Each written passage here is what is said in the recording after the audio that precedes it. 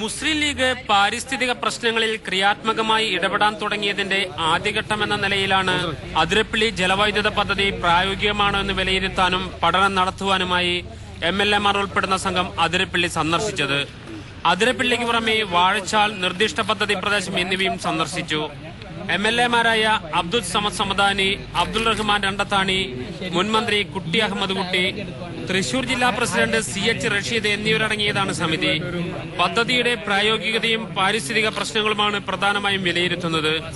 2 മാസത്തിനകം റിപ്പോർട്ട് സമർപ്പിക്കും. ഞങ്ങൾ ബന്ധപ്പെട്ട ചിലരൊക്കെ കണ്ടു. ഇനി ഇതിൽ വിദഗ്ധ പഠനങ്ങളൊക്കെ നടത്തിയിട്ടുള്ളതിന്റെ റിപ്പോർട്ടുകൾ ശേഖരിക്കണം. ഞങ്ങൾ തന്നെ ഞങ്ങളുടേതായ രീതിയിൽ കുറച്ച് പഠനങ്ങളും അന്വേഷണങ്ങളും കുറച്ചുകൂടി നടത്താറുണ്ട്.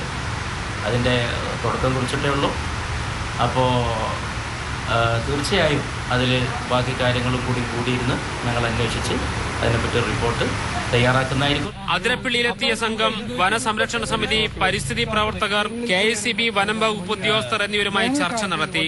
പദ്ധതി സാമ്പത്തികമായി ലാഭകരമല്ല എന്ന നിലപാടാണ് ലീഗിനുള്ളത്. ലാഭകരമല്ലാത്ത പദ്ധതി നടപ്പാക്കുന്നതിലൂടെ സാമ്പത്തിക നഷ്ടത്തിന് പുറമെ പദ്ധതി ഉയർത്തുന്ന പാരിസ്ഥിതിക പ്രശ്നങ്ങളും ലീഗിനെ ആശങ്കപ്പെടുത്തുന്നുണ്ട്. അതുകൊണ്ട് തന്നെ അതിരപ്പള്ളി പദ്ധതിക്ക് അനുകൂലമായ റിപ്പോർട്ടായിരിക്കില്ല സർക്കാരിനും പാർട്ടിക്കും പഠന സംഘം സമർപ്പിക്കുക എന്നതാണ് സൂചന.